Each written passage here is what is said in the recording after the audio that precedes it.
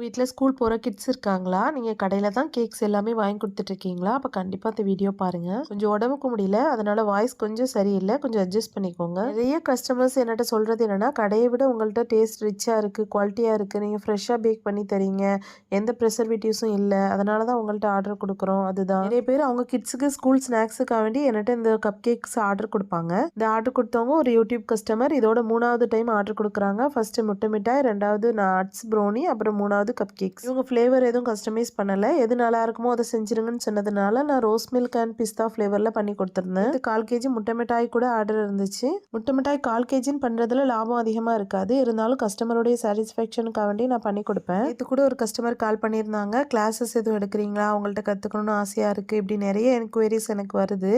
ஆர்டர்ஸ்க்கு எந்த அளவுக்கு என்கொயரி வருதோ அந்த அளவுக்கு எனக்கு வந்து கிளாஸ் எடுக்க சொல்லி வருது. எனக்கு மேனேஜ் பண்றதுக்கு இப்போ கொஞ்சம் சிரமம். ஏன்னா நம்மளுக்கு ஆர்டர்ஸ் கம்ப்ளீட் பண்ணிட்டு அப்புறம் வீட்டு ஒர்க்ஸ் பார்த்துட்டு ஒரு ரெஸ்பான்சிபிலிட்டிஸ் எடுத்துட்டேன்னா அதையும் பண்ணணும் இல்லையா?